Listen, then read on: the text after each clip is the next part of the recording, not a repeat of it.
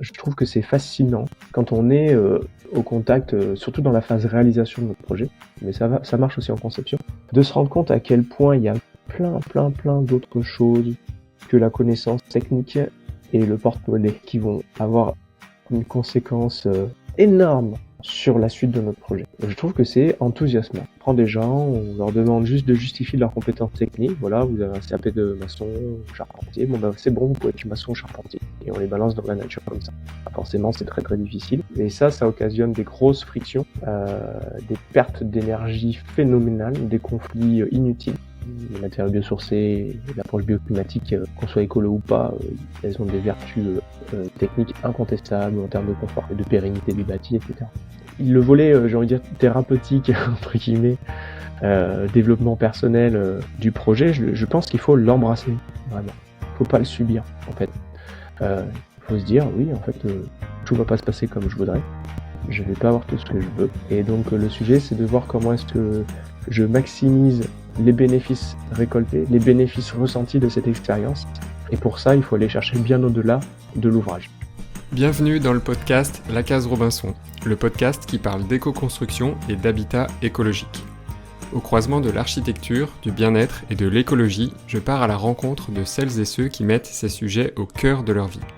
Je suis François-Xavier Parent, entrepreneur, formateur en éco-construction et auteur du blog lacaserobinson.fr.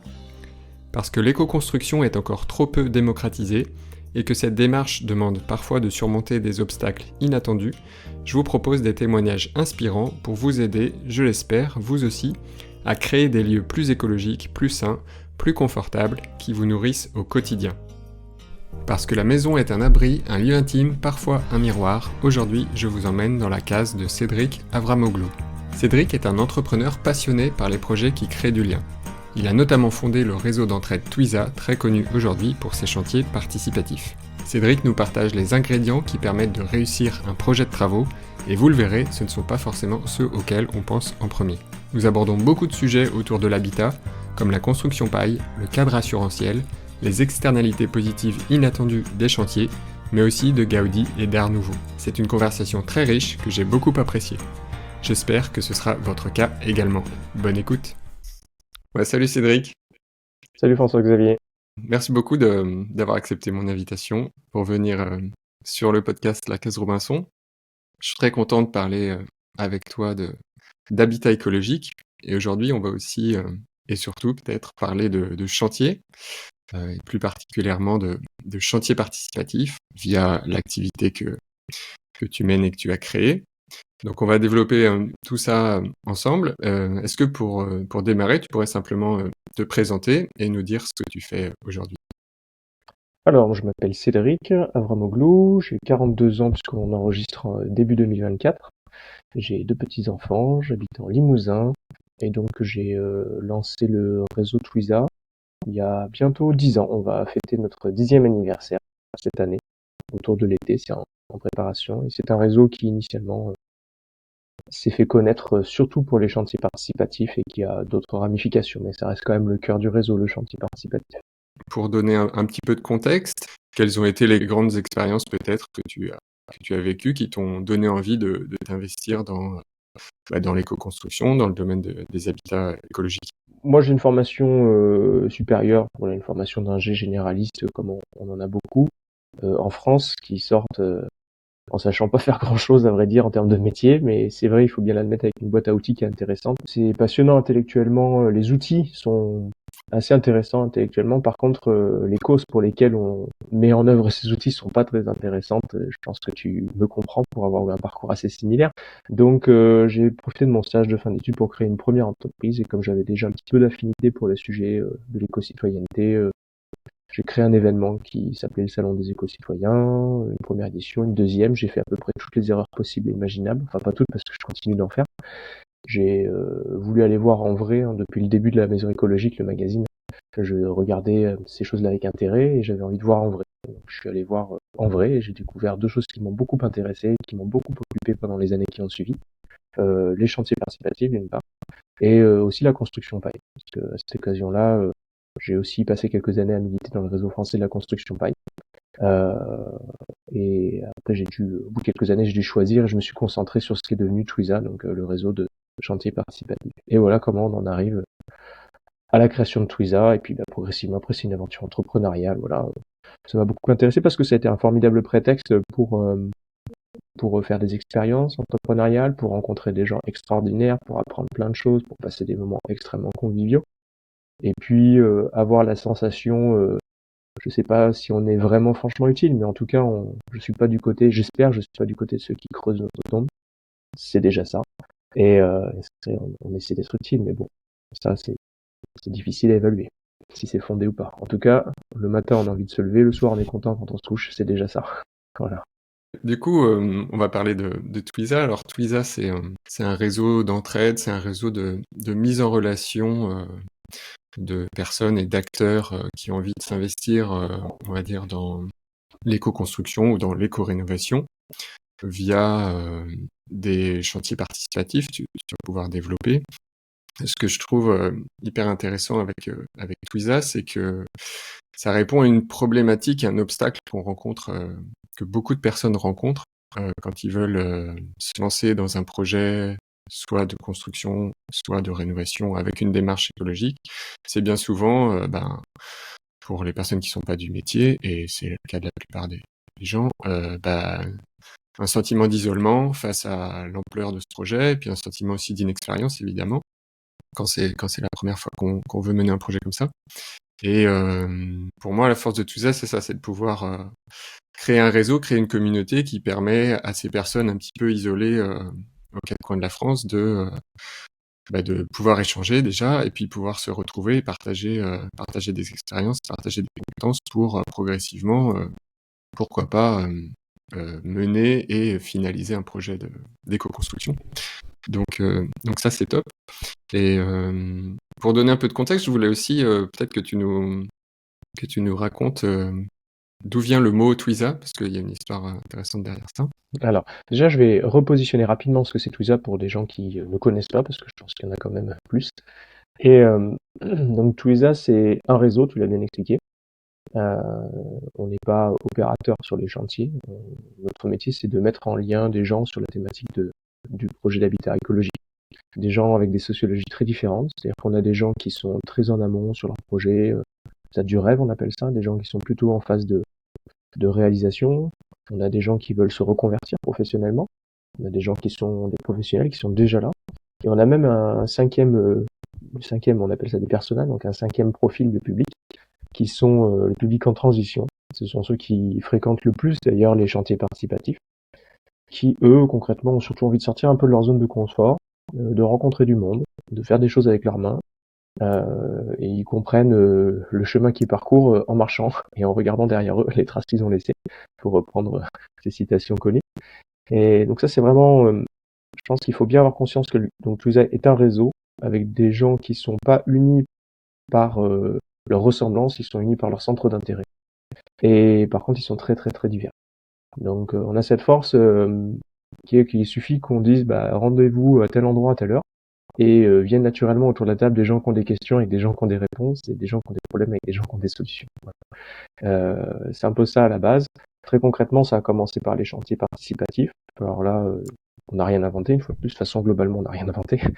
On fait qu'essayer de faciliter ces choses. Le chantier participatif, ce sont des gens qui ont décidé de participer à la construction, à la réalisation de leur projet, soit sur une partie du chantier, soit de façon très très importante, en ayant vraiment fait de la place dans leur vie pour ça. Et à cette occasion-là, ils proposent d'ouvrir leurs portes à des gens qui s'intéresseraient de venir les aider, avec un deal qui est de l'ordre de tu m'aides, je t'offre le gîte et le couvert. Et donc les motivations qui font que cette expérience a lieu et qu'elle fonctionne pas mal.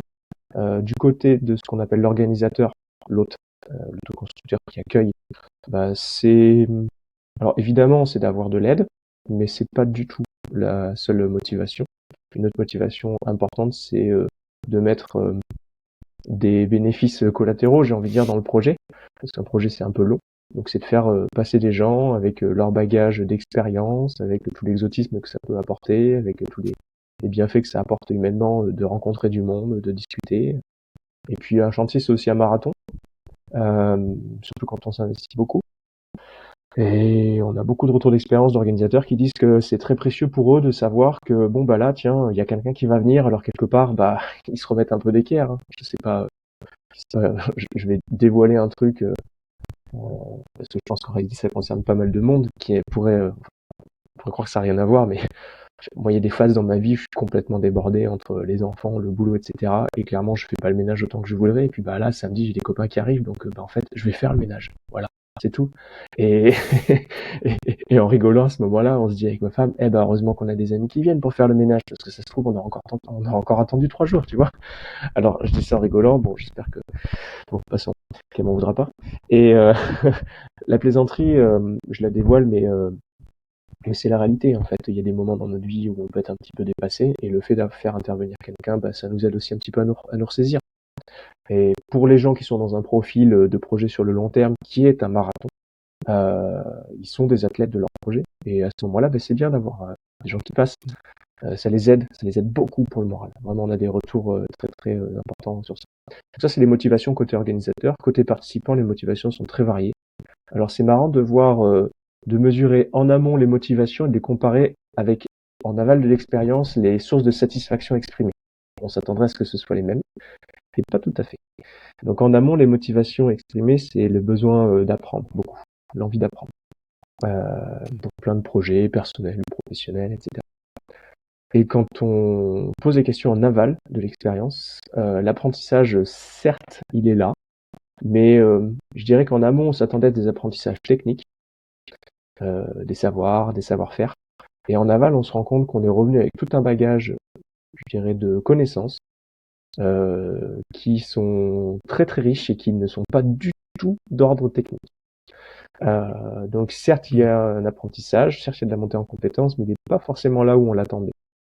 Par exemple, des retours d'expérience, par exemple, le fait de s'être confronté soi-même en conditions réelles à un chantier, ça nous permet de mieux nous connaître. Par exemple, des contacts, tout simplement. Ce genre de choses. Et ça, c'est des apprentissages auxquels on s'attend pas, ou on a sous-estimé leur impact. Et il y a aussi d'autres sources de satisfaction en aval de l'expérience, c'est tout simplement le caractère humain, le relationnel. Voilà, le fait d'avoir passé un bon moment, d'avoir rencontré des gens sympas, d'avoir toute la richesse des expériences, cette énergie qui circule qui nous permet aussi de nous regonfler à bloc quand on a fait quelque chose ensemble, quand on a été utile à la réalisation d'un ouvrage. Et l'avantage de cette forme d'utilité, c'est qu'elle est incontestable. C'est-à-dire qu'il y avait avant qu'on soit là, il y a après qu'on soit là, il y a un ouvrage qui a été créé entre-temps, c'est matériel, c'est tangible, incontestable, on a été utile. Et ça, c'est très très moteur et c'est très très satisfaisant.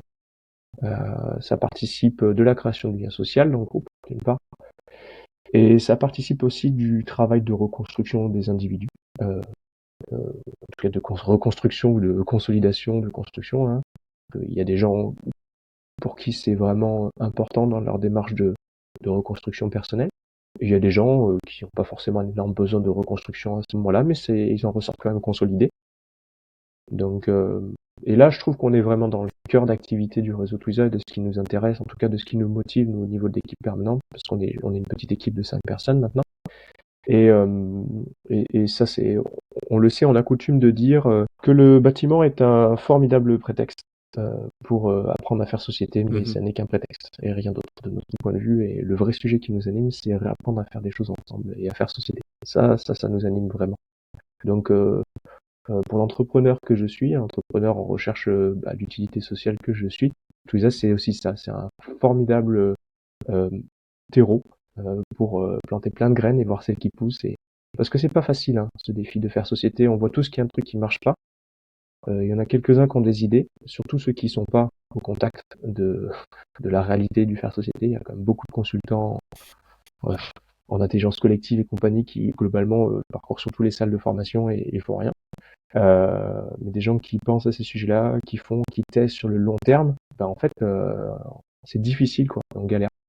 C'est pas facile d'y arriver à apprendre à faire société. Je trouve que les chantiers sont vraiment des échantillons, des expériences hyper intéressantes pour voir des choses, parce que tant qu'on est tous d'accord, c'est facile de faire société de façon alternative. Là où ça devient intéressant, c'est quand on n'est plus d'accord, quand il y a des divergences d'intérêts, etc. Là, on commence à être sur le sujet. Et ben en fait, sur les chantiers Et participatifs, sur un par chantier, il exemple, peut y en avoir beaucoup. exactement, exactement. Donc nous, on tâche d'accompagner notre communauté pour leur donner des clés pour que ça se passe le mieux possible. On est disponible. Mais le sujet du réseau Touza, il est là. Le réseau, en termes de présentation, c'est ça. Donc les chantiers participatifs, c'est essentiel, mais c'est pas que ça. On met en avant aussi des professionnels qui se reconnaissent dans nos valeurs. On organise aussi des opérations d'achat groupé, des choses comme ça. On a mis en place aussi un forum d'entraide.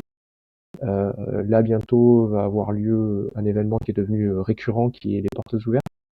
Les portes ouvertes, une fois par an, pendant une dizaine de jours, on a de l'ordre de 200-250 événements qui ont lieu un peu partout en France et qui sont des opportunités concrètes de voir des chantiers écologiques, essentiellement des chantiers écologiques, mais ça peut être aussi des causeries, des gens qui se rencontrent pour parler un peu de leur projet, etc. Ça peut être aussi de façon aussi plus marginale des professionnels qui ouvrent leur atelier.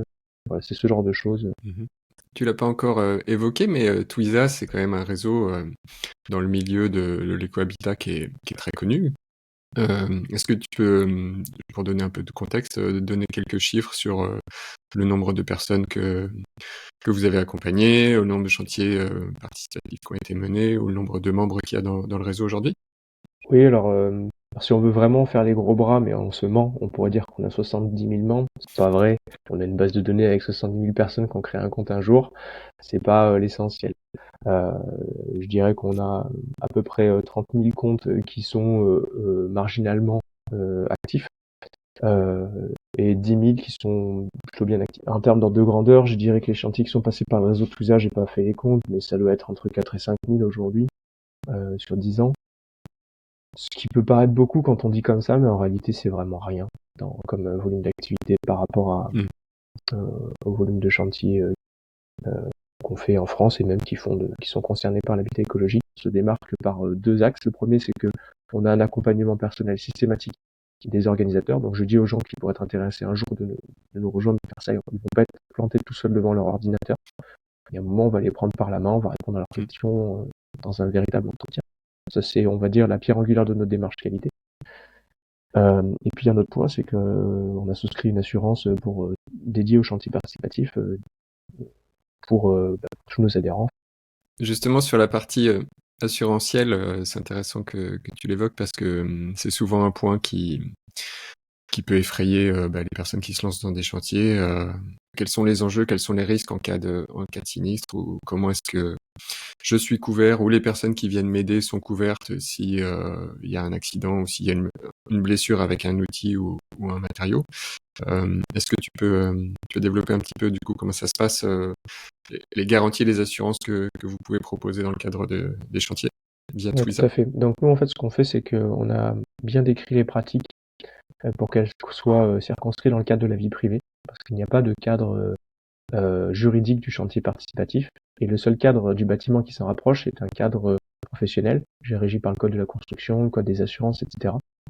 Et lui, clairement, il exclut toute participation bénévole, et il est complètement aveugle sur la situation qui est l'autoconstruction ou l'autorénovation. Ça n'existe pas, en fait. Toute notre cadre réglementaire régit la relation entre quelqu'un qui est le maître d'ouvrage et quelqu'un qui est payé pour faire l'ouvrage, d'une manière ou d'une autre. Et quelqu'un qui fait l'ouvrage pour lui, ça n'existe pas. Donc nous, on s'organise bien pour rester bien dans le cadre de la vie privée. On surveille aussi les présentations des annonces dans ce cadre-là. Dans le cadre de la vie privée, tout le monde a d'une manière ou d'une autre une responsabilité civile. Donc ça, c'est vraiment la base, c'est obligatoire.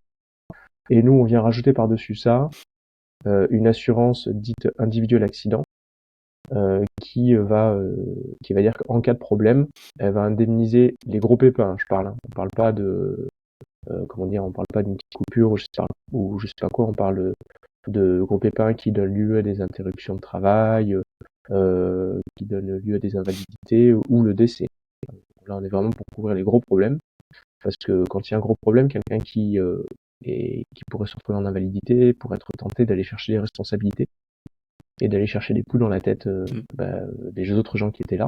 Et donc nous, la couverture assurantielle qu'on propose, elle dit en fait t'as pas besoin d'aller chercher des responsables, tu es couvert, sans recherche de responsabilité.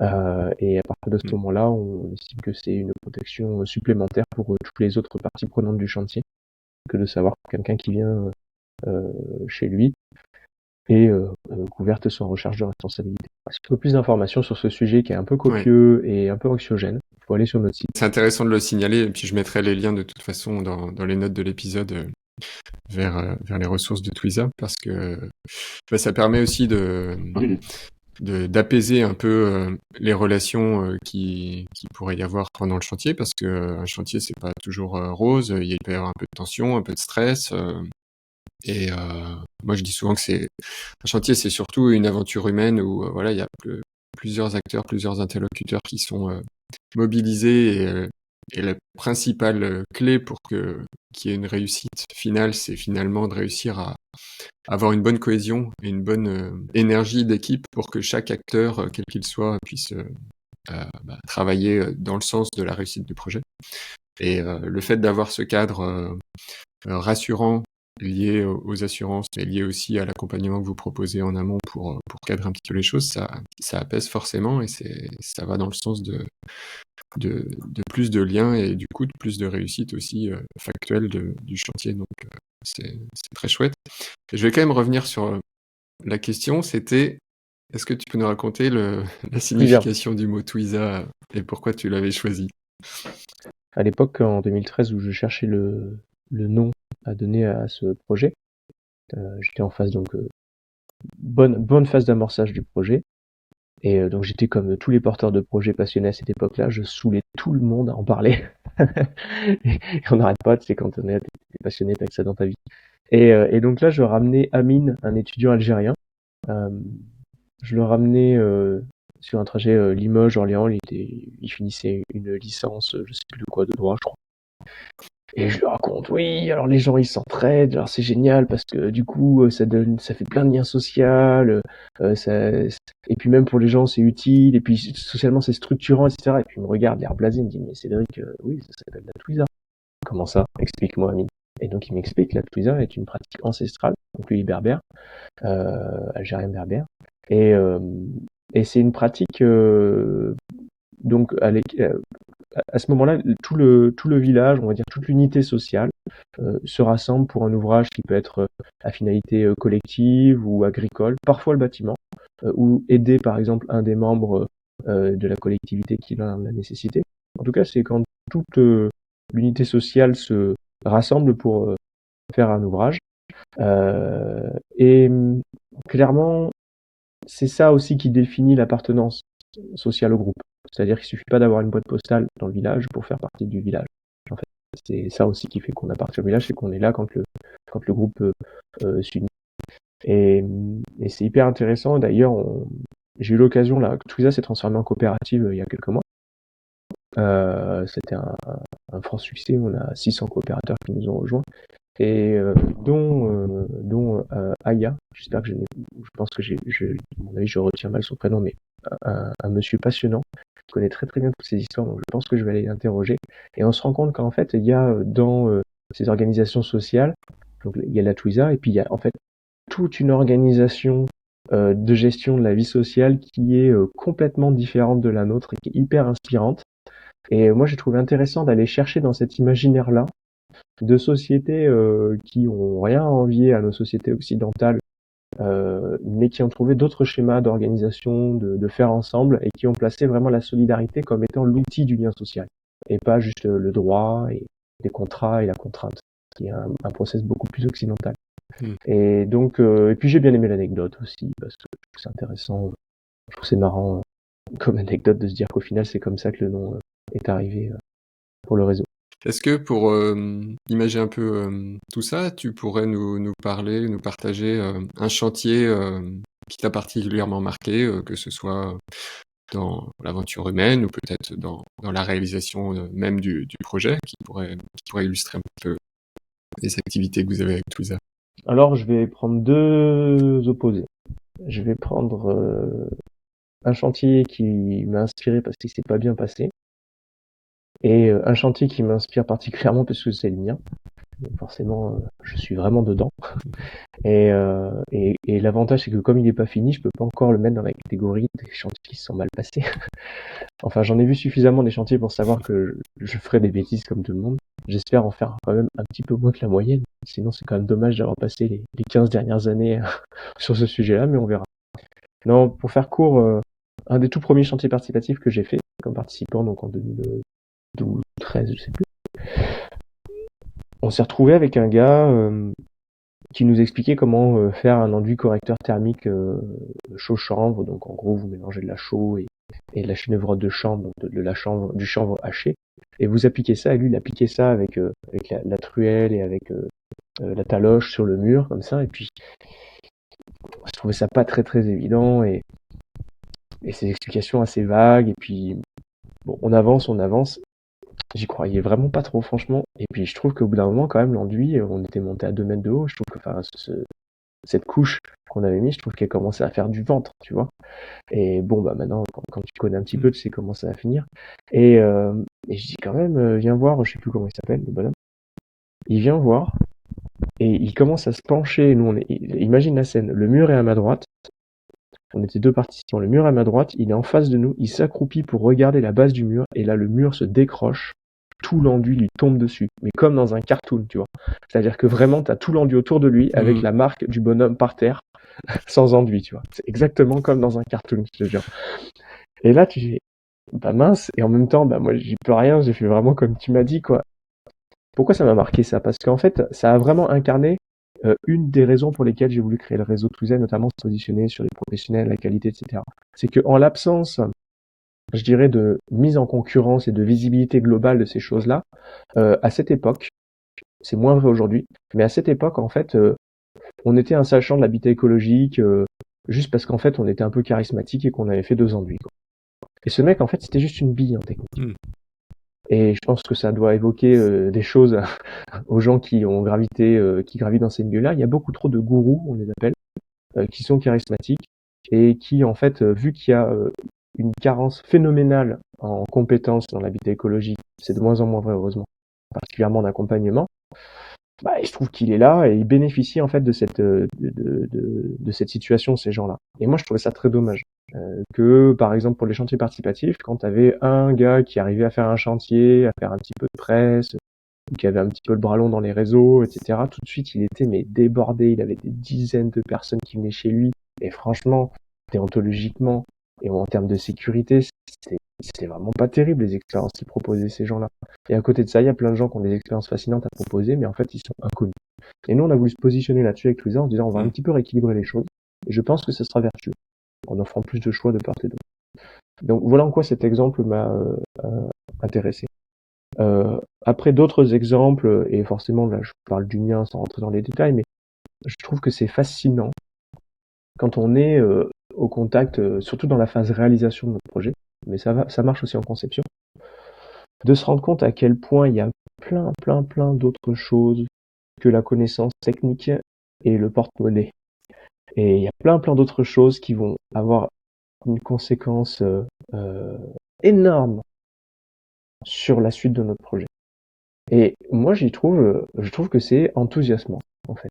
Parce que ça veut dire qu'on est dans un domaine où c'est pas la ligne de ton compte en banque, et éventuellement de ton diplôme, qui va déterminer le succès de ton projet. Il y a vraiment tellement d'autres variables. Donc il y a des gens qui arrivent avec un capital, je dirais, technique et un capital financier assez conséquent et qui arrivent au final à faire des choses extrêmement médiocres. Et il y a des gens beaucoup plus magiciens qui arrivent avec un capital technique certes existant, un capital financier raisonnable mais quand même beaucoup plus mince. Et par contre, ils ont aussi un capital socioculturel, un capital relationnel qui est très important. Ils ont des savoir-être, une manière de faire les choses, des stratégies. Et là-dessus, j'imagine que c'est aussi sur ça que tu te positionnes quand tu accompagnes des gens. Là-dessus, on a des leviers absolument phénoménaux. Je vous donne un exemple très concret, là qui me concerne vraiment. Là, on est en train d'enregistrer dans une petite maison qui est sur le corps de ferme qu'on a acheté, mais le projet qu'on fait, c'est transformer en habitation la grange qui est à côté. Donc pendant quelques années, il a fallu que je rende vivable ce lieu. Enfin, je l'ai rendu vivable en quelques mois avant qu'on emménage avec femme et enfants. C'est un peu notre mobil-home de quarantenaire, tu vois, le chantier, mais bon, à notre âge, franchement, le mobil-home, c'était plus possible. Et donc, dans cette espèce de mobil-home, on doit quand même faire attention et faut vraiment trouver le compromis et garder des ressources. Et par là, j'entends garder des ressources financières, charge mentale, etc. Parce qu'il y a un vrai projet qui va commencer de zéro le côté. Donc, faut faire attention.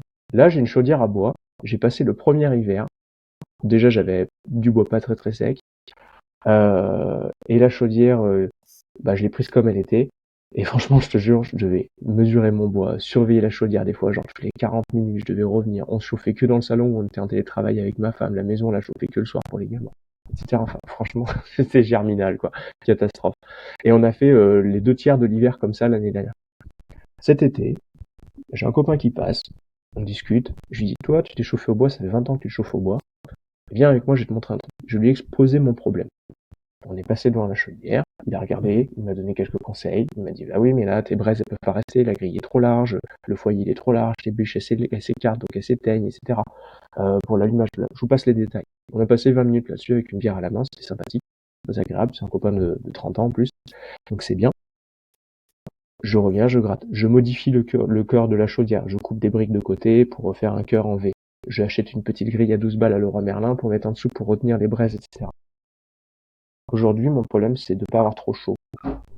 C'est-à-dire que en fait, mes bûches de bois, j'en consomme autant ou moins en chauffant ma maison toute la journée, tout le soir, en allant voir mon foyer qu'une fois tous les quelques heures.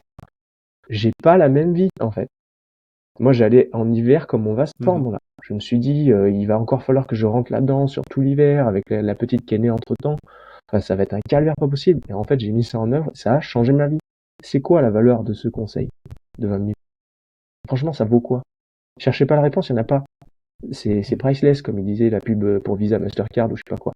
Ça n'a pas de prix, en fait. Et donc, une situation comme celle-ci, en fait, c'est quoi?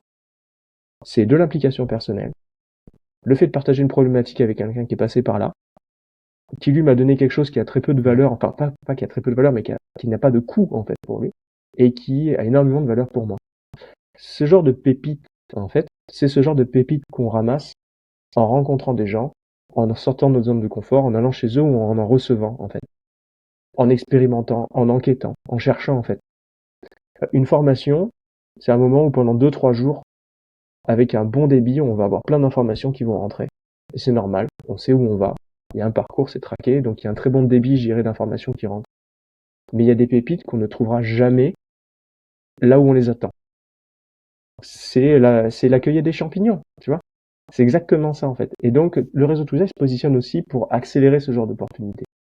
Et augmenter les opportunités de croiser des gens, de vivre des expériences, de voir des choses comme ça qui sont des pépites, qui sont déterminantes derrière. Voilà pour un autre exemple. Excellent. Ouais, le partage d'expérience, c'est vrai que ça fait gagner du temps, de l'argent, enfin des ressources en général. Tu parlais de charge mentale aussi, c'est hyper important. Ouais. Surtout quand on a un projet de travaux comme ça, parce que souvent on n'a pas que ça à faire de nos journées non plus, donc ça prend du temps, c'est tout le temps là, et en même temps ça avance pas aussi vite qu'on le souhaite.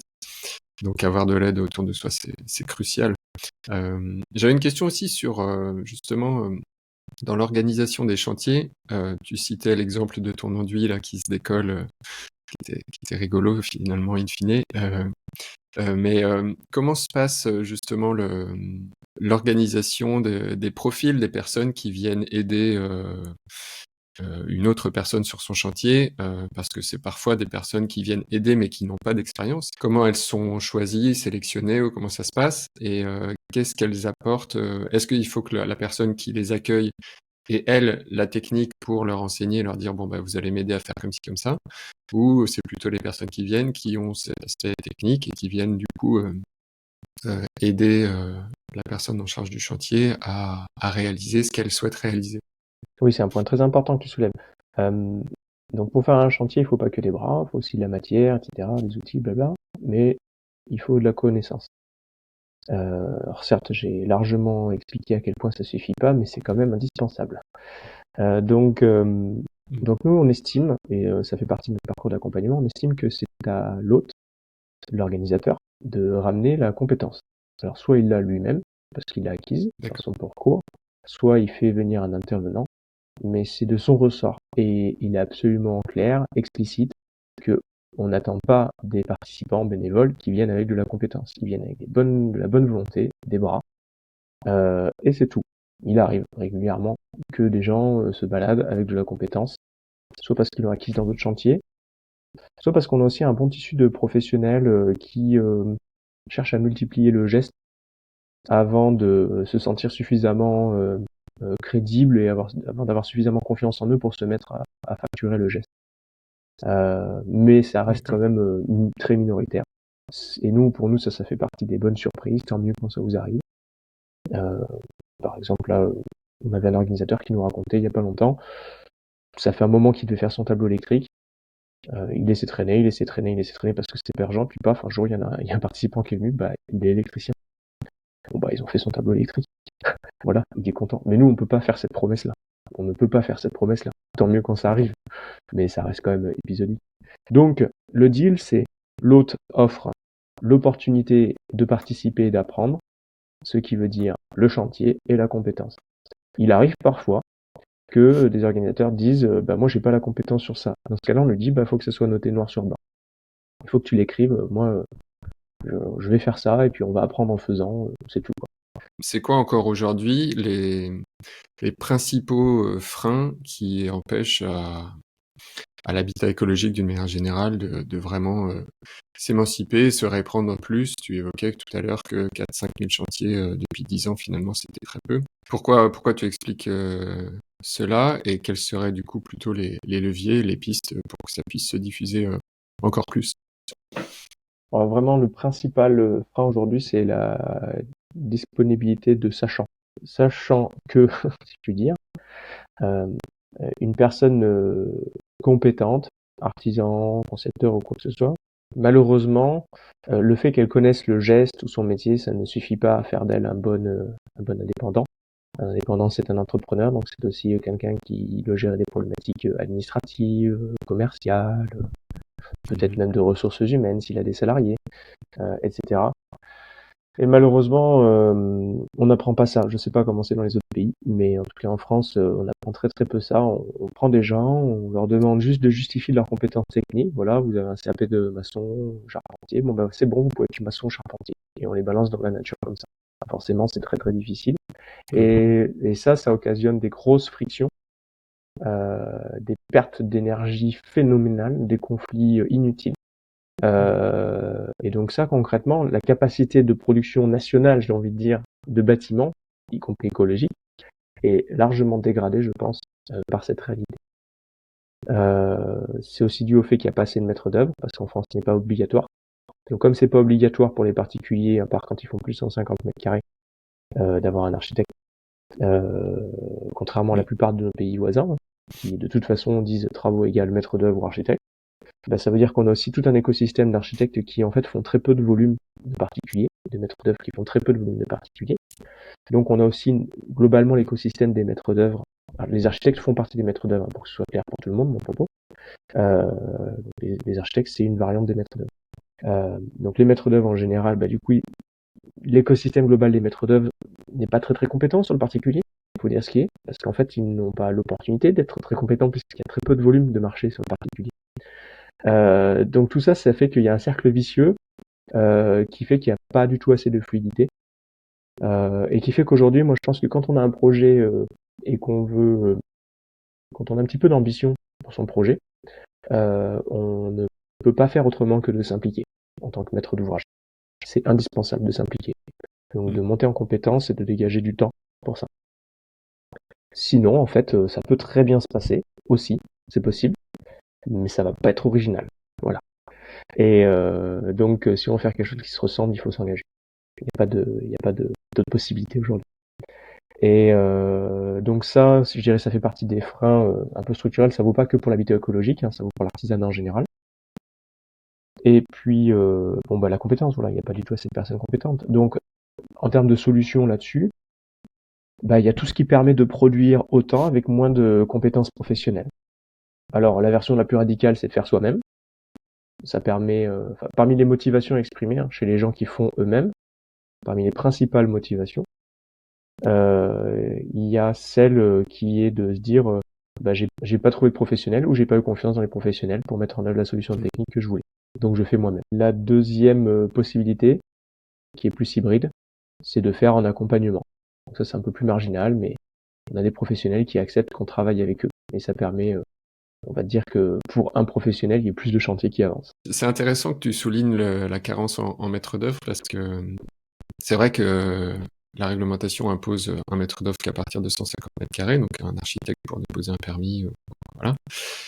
Et du coup, finalement, les architectes sont surtout mobilisés sur des projets conséquents, donc à partir de 150 mètres carrés ou carrément sur des projets immobiliers type habitat collectif ou pour des collectivités, des bailleurs sociaux.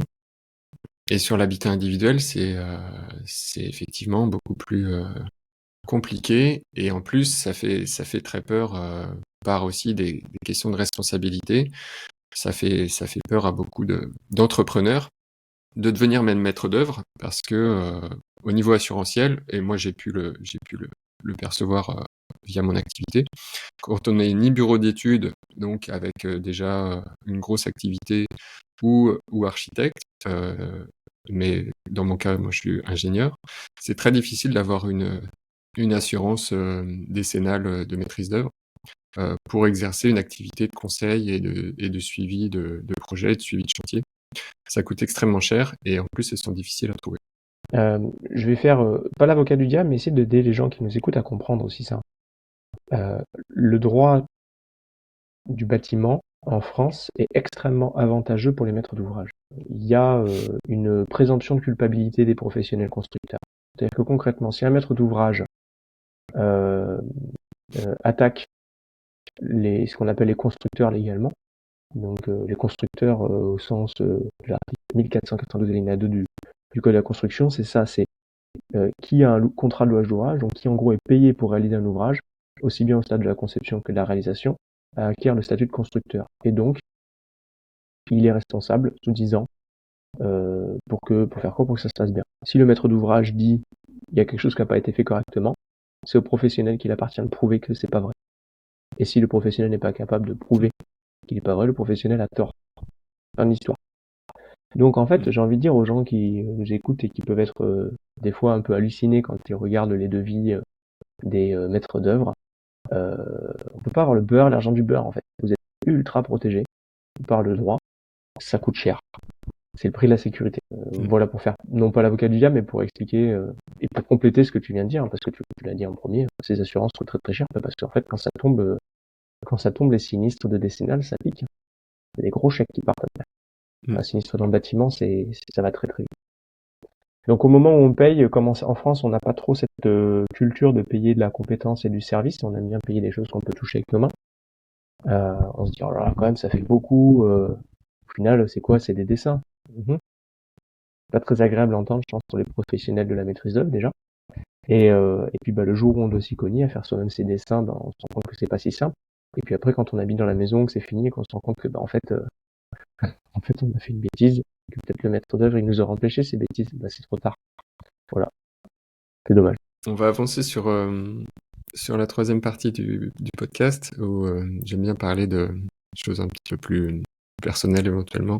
Est-ce qu'il y a des lieux qui t'ont particulièrement marqué et qui t'inspirent dans cette démarche d'habitat écologique? Alors je vais peut-être décevoir, hein, mais l'habitat écologique, pour moi c'est secondaire.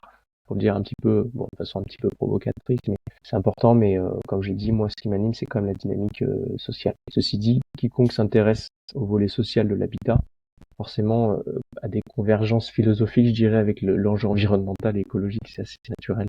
C'est-à-dire que quand on commence à vraiment se poser la question de la place de l'habitat dans notre vie, dans nos sociétés, pour nous et nos enfants, forcément, il y a un moment, si on a un petit peu de bon sens, on se dit que ça serait quand même bien de pas faire des trucs dégoûtants quand même. Puis il y a des convergences aussi strictement techniques. Tout simplement, les matériaux biosourcés, l'approche bioclimatique, qu'on soit écolo ou pas, elles ont des vertus techniques incontestables en termes de confort, de pérennité du bâti, etc. Passons donc dans mon cas, de lieux inspirants personnellement, par exemple la maison Feuillette, grand classique, la plus vieille maison de sature bois paille connue au monde qui est en France, à Montargis. qui est aujourd'hui géré par le Centre national de la construction Pile, qui est un bâtiment qui a été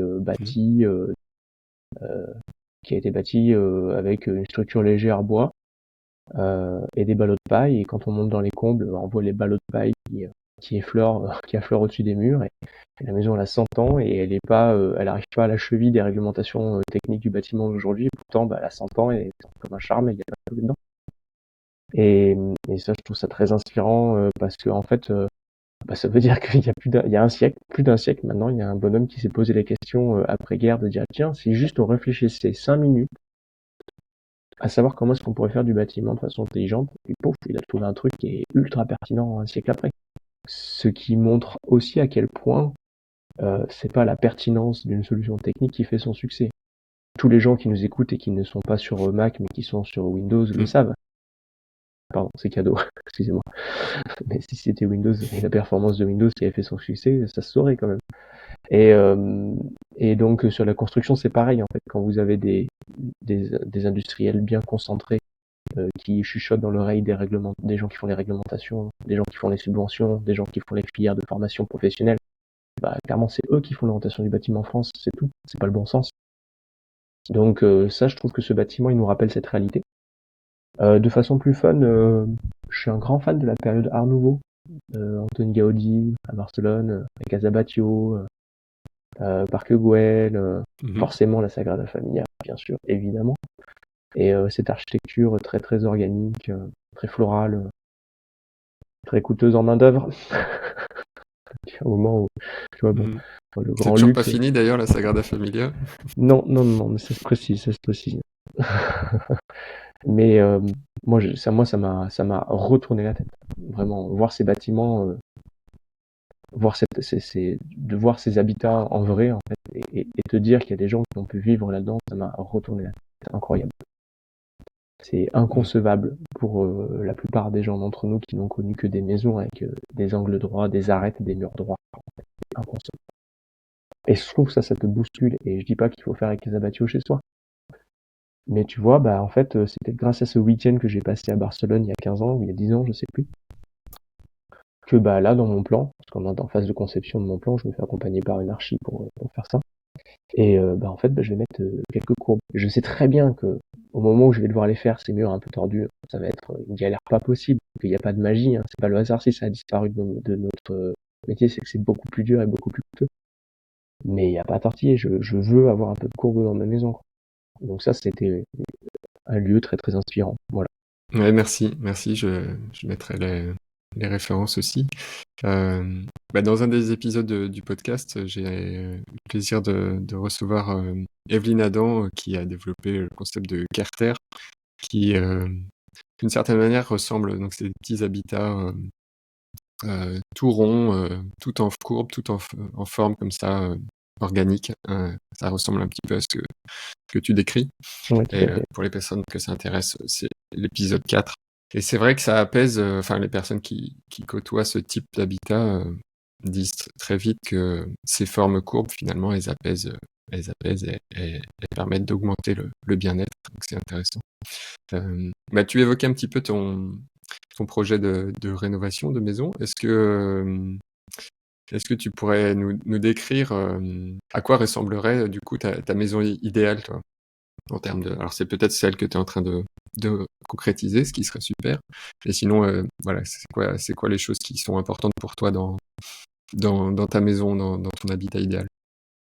Alors de mon point de vue, je veux pas briser les rêves des gens, mais moi je fais partie des gens qui pensent que le mieux est l'ennemi du bien, qui croient pas trop aux utopies, j'aime bien dessiner une utopie comme un phare dans l'horizon, comme un guide, en ayant bien conscience que je l'atteindrai jamais.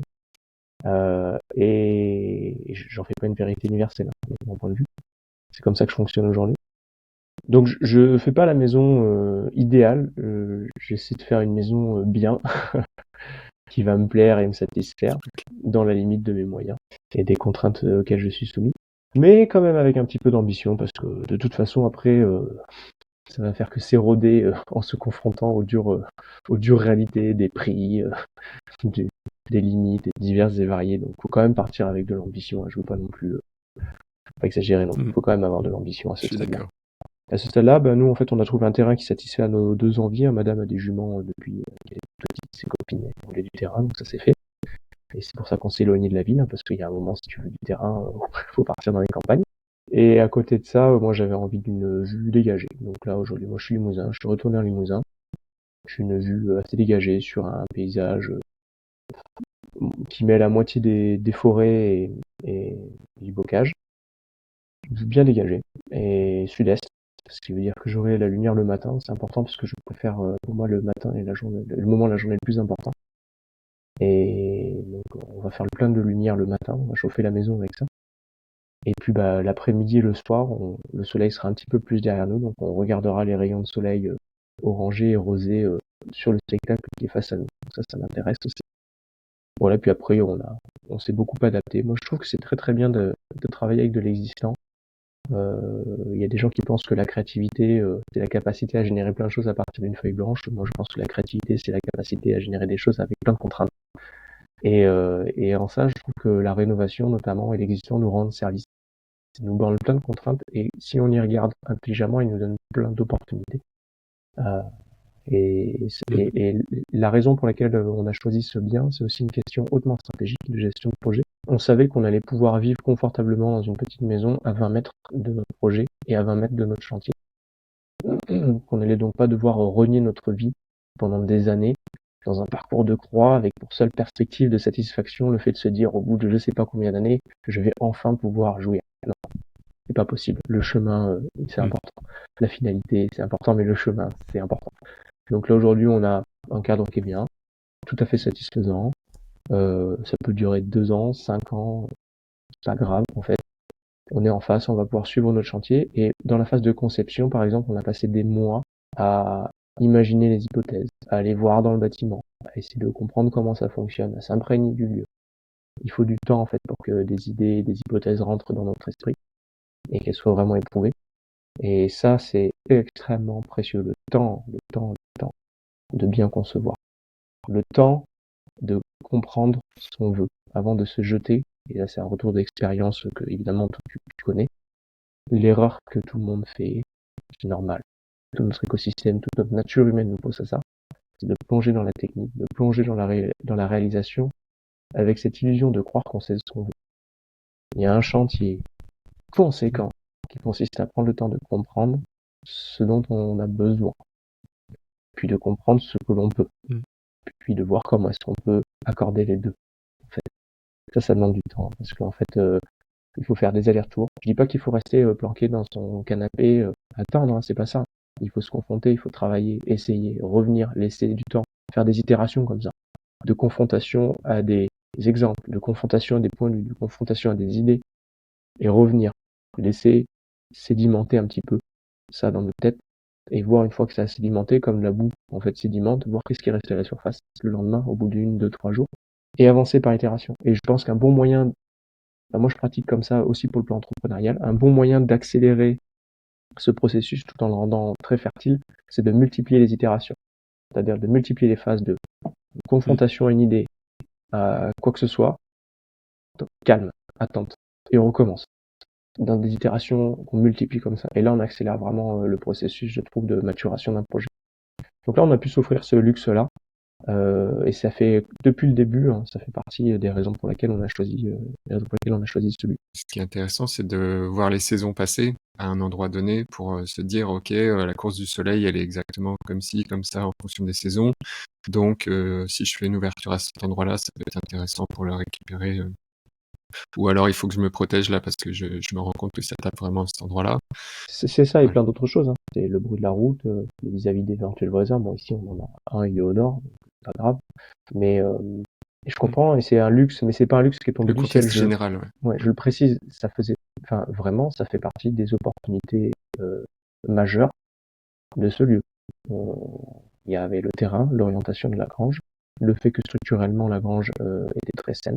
J'ai regardé tous les gros ouvrages parce qu'on a la petite maison. Enfin, la petite maison fait 100 mètres carrés quand même, sans atelier et tout.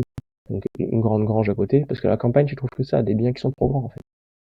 Donc la grange qui est à côté, une stabulation qui est plus bas, et en fait, j'ai regardé, j'ai vu les ouvrages, j'ai dit les murs sont droits, les couvertures sont propres, s'il se passe rien pendant 10 ou 15 ans sur ces bâtiments, c'est pas grave, parce que c'est ce qui va se passer. Je veux dire, la conception, les travaux, le temps d'atterrir, c'est à 100 mètres. Et puis, en fait, en vrai, la couverture du bâtiment d'à côté, j'y toucherai pas avant 15 ans.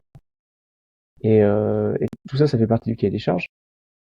Et donc, j'invite vraiment les gens à penser à l'approche stratégique de leur projet, à ne pas voir que des murs. En termes de matériaux, c'est quoi les matériaux qui te plaisent particulièrement et peut-être ceux que tu envisages d'utiliser dans ton projet? Alors moi, j'adore la paille, parce que forcément, j'ai eu l'occasion d'explorer à travers mon investissement dans les RFCP. Ce matériau est fascinant. Continue toujours de nous surprendre à chaque fois qu'on en apprenait plus sur ses capacités. Je ne connais pas assez la Terre, mais suffisamment pour savoir aussi que c'est quelque chose d'extraordinaire. On a l'impression que tu as des nanorobots d'intelligence artificielle, de haute technologie, qui savent intelligemment réguler la température, l'hygrométrie, etc. En fait, c'est juste naturel, c'est tout, c'est de la Terre. Et ça marche bien. C'est la Terre. Voilà, c'est tout. Et je voudrais découvrir le champ, parce que je vois des signaux qui me disent que s'il y a des choses apparemment intéressantes, mais je ne connais pas assez. Donc je vais prendre, avant de choisir, je vais prendre le temps d'essayer de creuser un petit peu plus ce sujet-là. Ok, bon, merci pour cet aperçu de ce projet qui est en cours de réalisation. On arrive à la fin de ce podcast. J'ai l'habitude de poser deux petites questions pour finir. La première, c'est est-ce qu'il y a un livre ou des livres que tu souhaiterais partager aux personnes qui nous écoutent, qui pourraient les aider dans leur processus peut-être de réflexion par rapport à leur projet, ou des livres simplement d'inspiration qui t'ont plu et que tu recommandes? Il y a un livre que je trouve intéressant, c'est un bouquin qui a été écrit au 19e siècle, qui s'appelle Les naufragés des Auckland. Donc c'est le récit d'un Français, le récit d'un naufrage. Alors à cette époque-là, des naufrages, il y en a quand même pas mal. Donc c'était aussi assez courant que des gens passent du temps sur une île déserte quelque part et qu'on retrouve des ossements des années et des décennies après. Voilà. Et je trouve que c'est intéressant parce que j'y vois d'une certaine manière une sorte de métaphore de notre situation. C'est-à-dire que on est quand même des naufragés dans le sens qu'on prend en compte, on est en train de prendre conscience du fait qu'en fait on est sur une terre qui a des ressources limitées, hein, donc en fait le périmètre de notre île. C'est une grande île, donc on a mis du temps à en faire le tour et à se rendre compte qu'elle avait des limites et que c'était vrai. Et en fait quelque part, on n'est pas seul sur cette île, ok, mais par rapport au reste du monde, sur l'île on est tout seul. Et en fait, je crois que on a l'impression quelque part, on doit prendre conscience en fait qu'on est un petit peu seul avec nous-mêmes et si on gère pas ces problématiques de limite de nos ressources, en fait personne viendra les gérer pour nous concrètement. Et je trouve que les gens qui se retrouvent naufragés sur une île, ils sont confrontés d'une façon extrêmement brutale et concrète à ces réalités-là. Et c'est intéressant de voir comment réagissent. Alors c'est intéressant, mais parfois c'est déprimant. Je vous préviens tout de suite. Il y a quand même pas mal de situations dans lesquelles c'est très très moche, la manière dont ça se gère, cette situation de limite. Et à côté de ça, il y a ce naufrage que j'ai trouvé très très intéressant. Parce que donc il y a 5 personnes, un Français et puis d'autres nationalités. Ils vont passer plus d'1 an et demi sur cette île. Et cette île, franchement, c'est pas le Club Med. C'est quasiment pas d'arbres, ils sont tordus par les vents permanents. Il doit y avoir 15 jours de soleil par an. Il y a quasiment rien à manger. La pluie, le gel, les tempêtes. Enfin, c'est pas l'île du Robinson Crusoe. Tu peux pas vivre sur un hamac avec une noix de coco, concrètement. Et ces gars, ils vont passer 20 mois et ils vont survivre, hein, parce que je spoil là, il n'y a pas vraiment de fin, on le sait de toute façon, mais c'est pas ça qui est intéressant. Ce qui est intéressant, c'est comment ils vont survivre. Comment ces gars vont réussir à survivre et à s'en sortir, et en plus, ils vont s'en sortir plus forts. Alors que, et c'est ça que je trouve fascinant, alors que sur la même île, qui est tellement escarpée, tellement compliquée qu'ils se sont même pas croisés, mais sur la même île, quelques mois après eux, se sont naufragés 20 ou 30 mecs de l'autre côté de l'île. Et ils ont été récupérés par un bateau espagnol qui passait par là, je sais plus, peut-être 6 ou 10 mois après. Et en fait, il en restait 3, dans un état déplorable. Comment est-ce qu'au même endroit, au même moment, d'un côté on a 5 naufragés, qui ont tous survécu, et qui en sont ressortis plus forts et meilleurs, et de l'autre côté, ils étaient plus nombreux, ils se sont décimés. Et ce naufrage est raconté, et tu vois l'importance de notions comme le capital culturel, le capital technique, la capacité à organiser cette micro-société. Tout ça, en fait, c'est ça qui a fait la différence, et rien d'autre. Donc, à chacun de voir si c'est son enthousiasme euh, ou de déprime. En tout cas, moi, je sais de quel côté de l'île j'ai envie d'être. Voilà. Et merci pour le partage, je connaissais pas. La deuxième question, c'est est-ce qu'il y a une citation ou un mantra qui te vient souvent à l'esprit et qui t'anime un petit peu Oh, c'est dur, ça. Moi, je suis un jukebox à citation. J'entends quasiment toute situation appelle une citation. Enfin, pas une citation, mais un adage, tu vois, le mieux est bien, par exemple, tout à l'heure.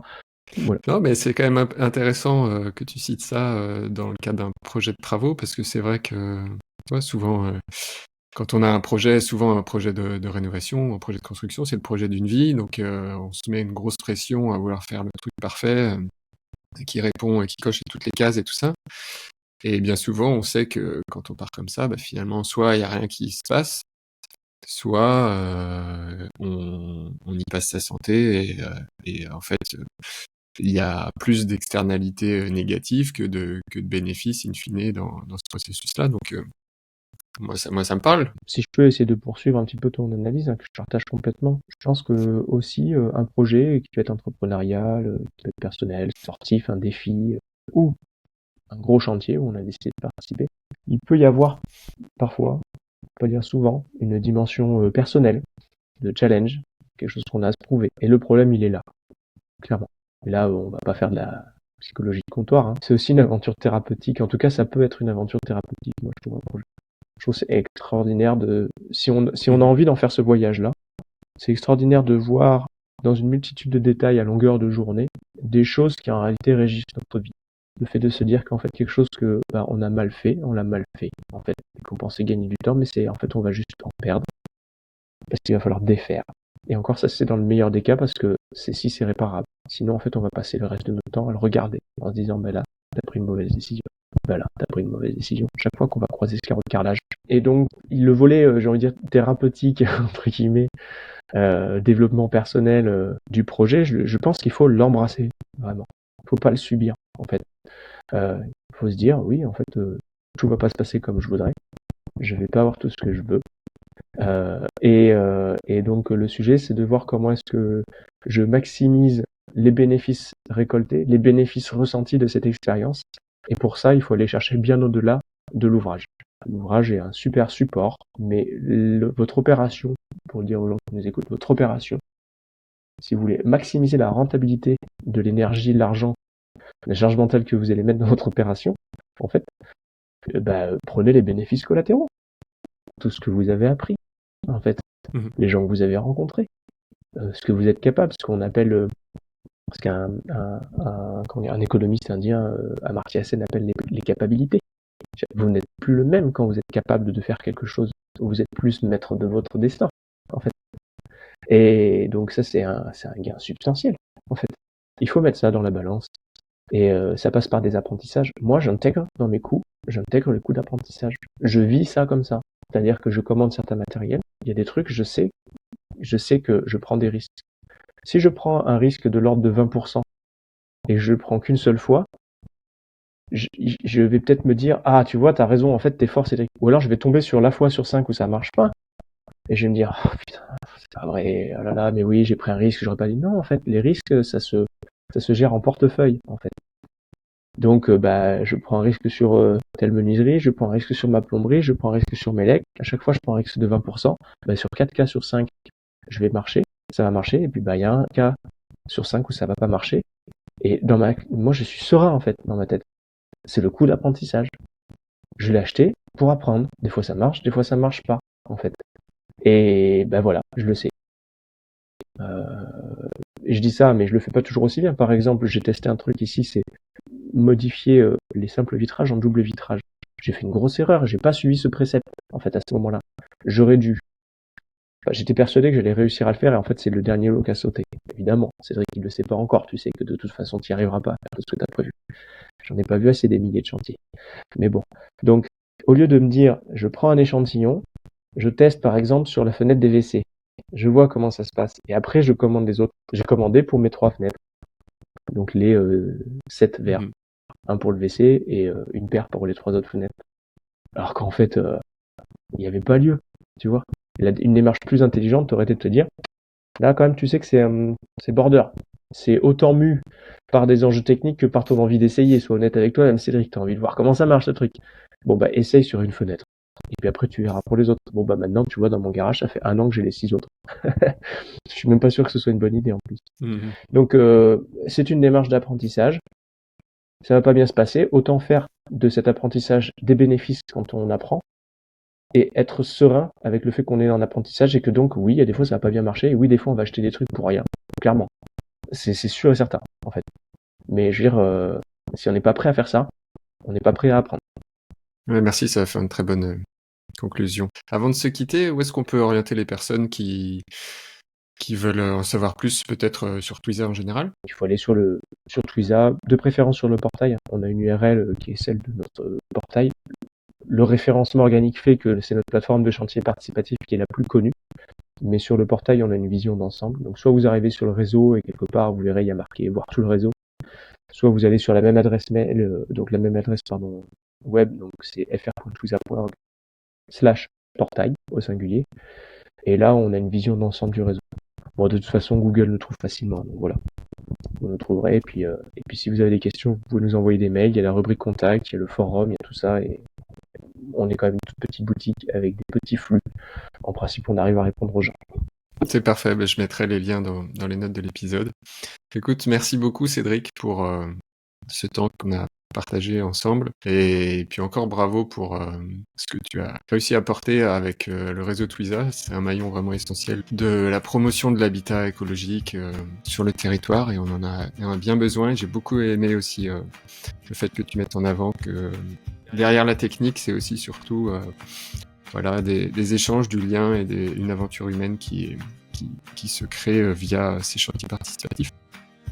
Donc merci beaucoup, je te souhaite le meilleur pour les projets qui arrivent, et puis à bientôt. Merci François-Xavier de ton temps, merci pour ce que tu fais aussi, parce que je voudrais quand même que les gens qui nous entendent sachent que c'est moi en premier qui ai envoyé un ping, pas pour avoir ce podcast du tout, mais parce que je trouve que c'est intéressant ce que tu fais, c'est bien structuré, c'est intelligent, je regarde ça avec intérêt depuis plusieurs années, et puis un jour j'ai dit dis donc, faudrait qu'on s'appelle pour faire connaissance quand même. Bon bah là c'est là que je me suis fait attraper pour le podcast, mais c'est toujours bien, c'est un moment agréable, et puis je continue de regarder ce que tu fais, je trouve ça inspirant.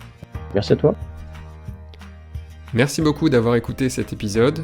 Vous pouvez retrouver toutes les références mentionnées par mon invité dans les notes de l'épisode, ainsi que des compléments pour approfondir ces sujets dans la rubrique podcast sur le blog lacaserobinson.fr.